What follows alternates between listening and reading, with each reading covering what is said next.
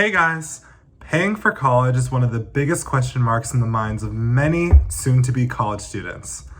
Scholarships and financial aid are the best way to cover many college costs, and understanding how they work and what you need to do to get them is absolutely key.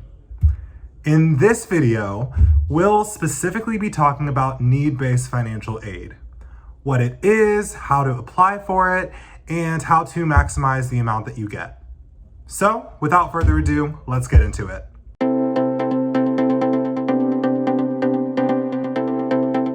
So the first thing you're probably wondering is, what is need-based financial aid? Well, it is important to differentiate need-based financial aid from merit-based financial aid. With merit-based scholarships, there is no consideration for your financial situation, and there are no financial forms that you will have to submit as a part of your application for these scholarships. To learn more about USC's merit-based scholarships in particular, you can check out the video that we did titled USC Scholarship Guide on our channel. But the focus for today is need-based scholarships, which are entirely different. Need-based aid is based entirely on your financial need, not how strong your application is or how good of a student you are. It is based on indicators like your family's income, the amount of people in your household, and many other criteria that will be indicated on the various financial forms you submit in order to apply for need-based scholarships. So in summary, need-based aid is very different from merit-based aid. Knowing the difference is super important, and it is imperative to remember that need-based scholarships are based solely on your family's financial situation. Don't be discouraged from applying to them, as you never know how the calculations will pan out.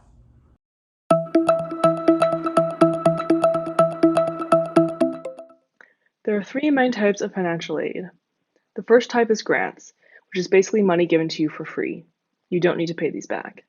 These generally come from the government, your school, and sometimes private or nonprofit organizations.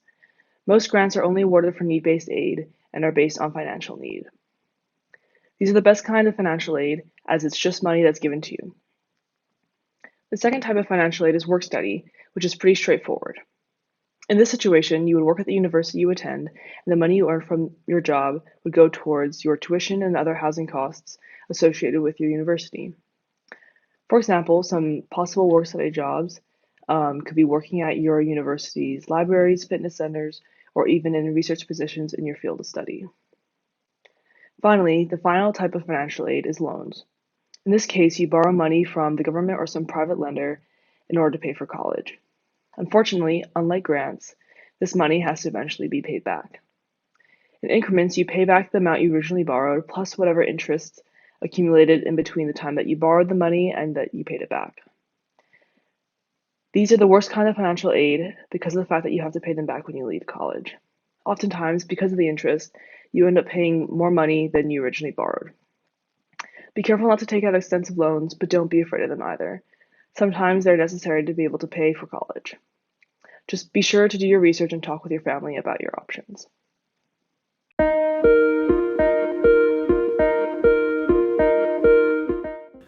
After you have determined what form of need-based financial aid is best for you, the next step is to compile the documents necessary to make the application process run smoothly. Two of the most important documents for getting need-based aid are the free application for federal student aid, also known as the FAFSA, and the College Scholarship Service Profile, also known as the CSS Profile, which require a variety of government-issued documents, including personal identification and income statements. While you may be able to obtain some of this information on your own, chances are you may have to consult your parents for household income-related information. In general, it is never a bad thing to involve your parents or guardians in the financial aid application process.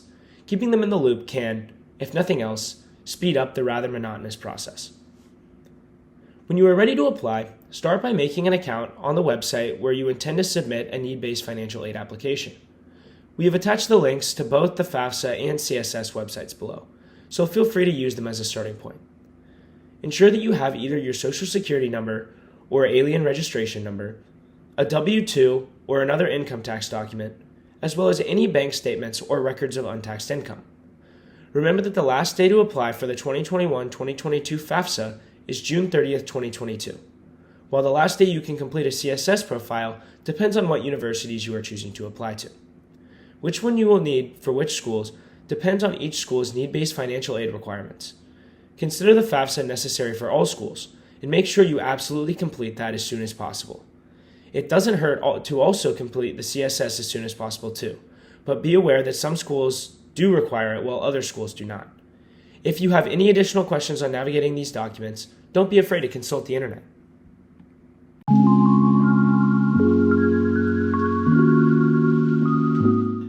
If you intend to go to a public university within California, you may also qualify for an additional need-based financial aid opportunity known as a Cal Grant. To get started, make sure that you have either applied for the FAFSA or the California DREAM Act application. Assuming that you apply before the deadline and meet the financial requirements, you will automatically be considered for one of 3 different types of Cal Grants, A, B, and C. Each of the grants can be used at any University of California, California State, or California Community College schools, although qualification usually requires meeting a minimum GPA requirement. To qualify for the Type A grant, an applicant must have at least a 3.0 high school GPA or a 2.4 college GPA. For a Type B grant, an applicant needs a 2.0 GPA, and there is no minimum GPA requirement for a Type C grant. For more information on each kind of grant and which, if any, you may be eligible for, click the link in the bio or search Cal Grant on Google.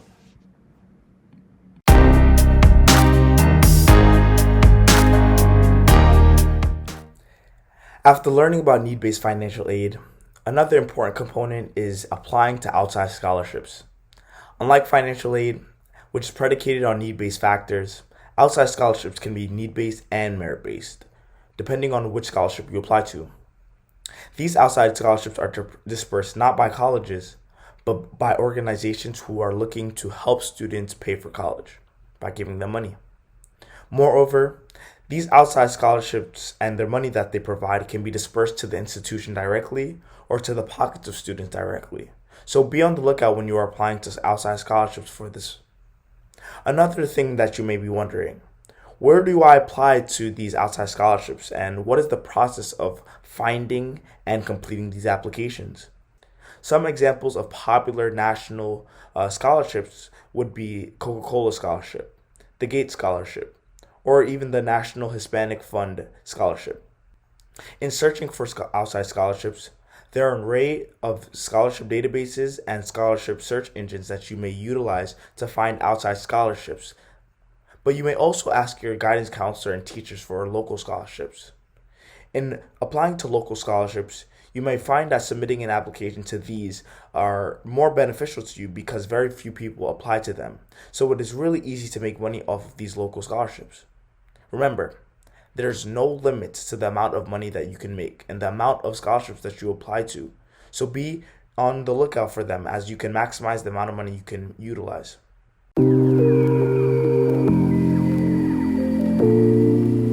There are also lots of other ways to save money in college. Once you find out how much you have to pay for your first year in college, you can always make decisions to maximize the money that you save over the semester. One example of this would, of course, be work-study jobs. These jobs pay well and cut down on how much you pay for tuition. You can also use this money for other things, such as transportation back home or paying for textbooks. In addition, many students often find a side hustle that they're passionate about. This job can supplement your income and it can also cut down on costs. Even if you don't get work-study in your financial aid package, you can always apply for a regular job on your own as long as your schedule allows for it. Another way to cut down on costs is to take some classes at community college instead of your 4-year institution. Community college classes are usually cheaper, and they can offer a wide range of classes for your major. Make sure to check with your college counselor that your university would accept these community college classes.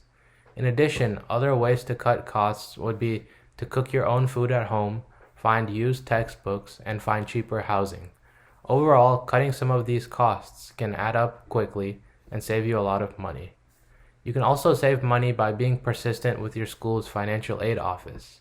If you think that your aid doesn't look correct or is not enough for you, you can always file an appeal with the office. Don't be afraid to ask for more money, and don't rule out a school just because you can't afford it at first glance. You would be surprised with what you can get just by asking for it and calling the financial aid office. Any extenuating circumstances, if you have them, are a great way to get better need-based aid. Overall, appealing to the financial aid office at your school, as well as finding smaller ways to earn or save money, can go a long way in your college career. In conclusion, need-based financial aid is a very important aspect in understanding your future at college. You really want to make sure that you give yourself enough time to not only understand the process holistically in obtaining need-based financial aid, but give yourself time to also embark on the process early rather than later. Gather all the information and documents you may need with your family as well, and prep a timeline of the deadlines that you have for colleges you choose to apply to. Also, don't forget about outside scholarships and their additional importance in funding your college education, along with need-based financial aid and other financial cost-effective strategies.